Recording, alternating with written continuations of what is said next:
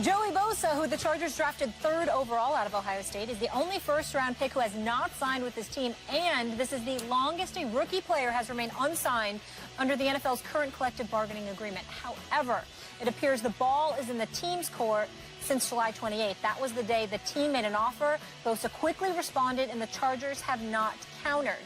His future teammate, Chargers vet Antonio Gates, thinks Bosa should take a different approach, bypass his agents, make something happen on his own, saying sometimes you got to just, as a man, you got to step in and say, this is what it's going to be. Because sometimes, whether or not there's miscommunication with the general manager or the agent, whatever it is, at the end of the day, it's your life, it's your career.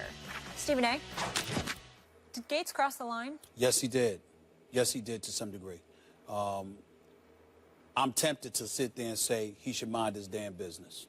The reason I say that is because Antonio Gates was suspended 4 games last year. In 2005, Antonio Gates held out before getting a contract extension. But you would feel the need to speak up now. So that's my initial thought, Max. That's my initial thought.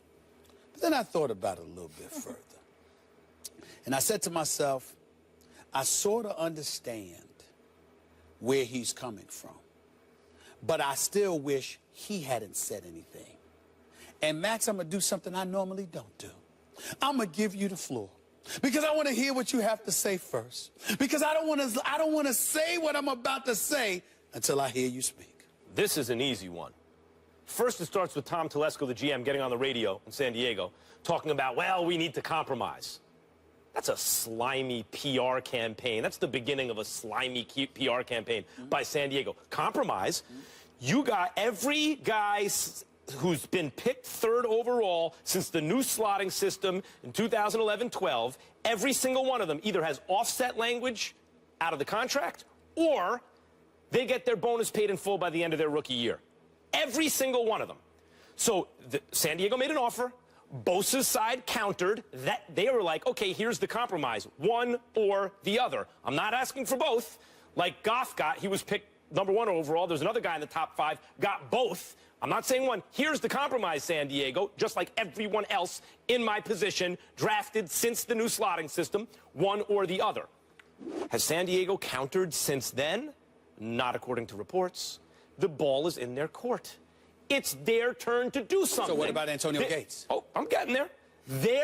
San Diego's got to do something. They haven't done anything. They're the ones not compromising. They're the ones being pig-headed. And now, because they know that, they are waging a media campaign, it seems, a slimy PR campaign against Bosa. It starts with Telesco on the radio. Oh, we need to compromise, please. And it feels like Gates is part of that. It feels as though Gates is coming out as kind of part of this push by the San Diego front office to exert pressure on Joey Bosa. And I would just say to Antonio Gates, why are you counting Joey Bosa's money? Leave that is none of your business. Leave that man's money alone. That's why I said, go ahead, Max, because that was my initial response. And then I thought about something. And I put my conspiracy theories in, I put it all in the mix. And I came to a conclusion. Antonio Gates looks a bit hypocritical because he's held out in 2005. Looks like he should shut the hell up since he's the one that got suspended for 4 games last year for PED use. I sat up there and I said, you know something? I'm going to give Antonio Gates a little bit of credit. Because Antonio Gates has been around the NFL long enough. He understands how this works. He also understands how Joey Bosa may be biting off his hand to spite his face and not even realizing it.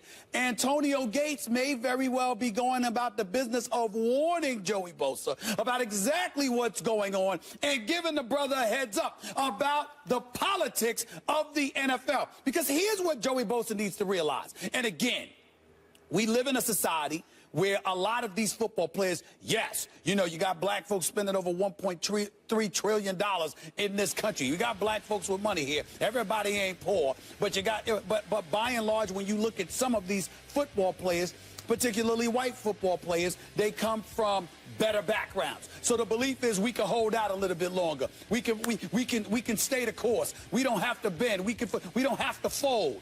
But this is the NFL. And the NFL ain't about that. They will squash you like a little bug when you least expect it. Sometimes even when you do expect it. Even if you're Joey Bosa. You're Joey Bosa. You're coming out of Ohio State. You got a high motor. That was your M.O. Kim Dichie, people thought that he was better than Joey Bosa. Some people thought that anyway. So when you look at Joey Bosa, and the fact that he has some things to prove.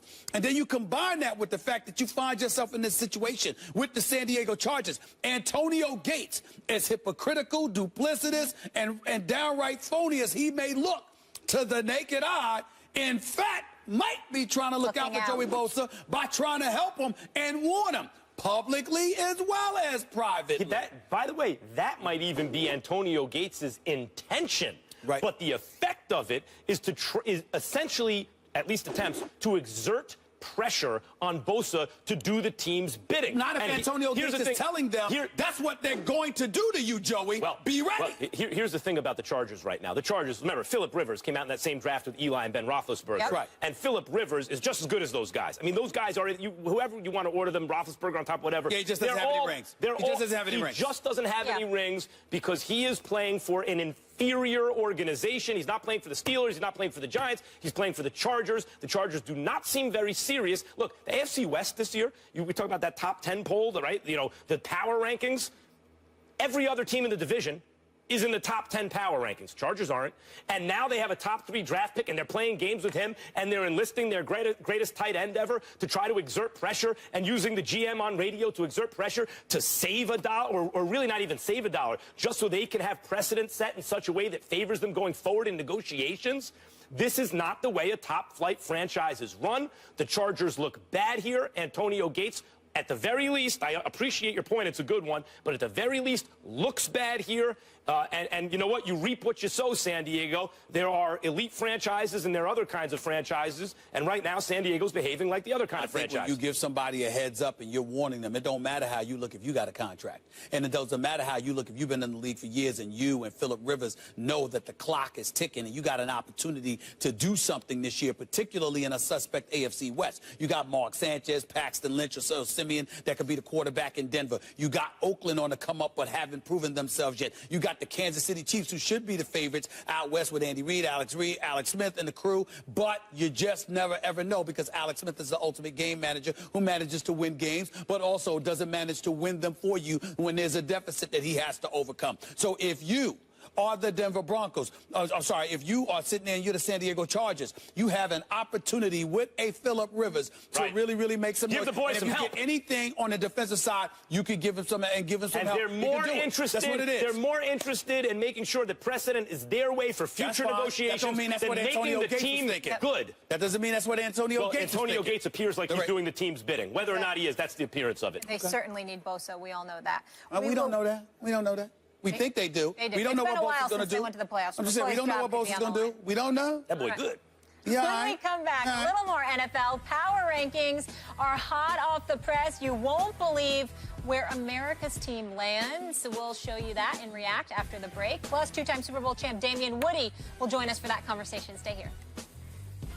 On the Hook is brought to you by Bass Pro Shops. Your adventure starts here.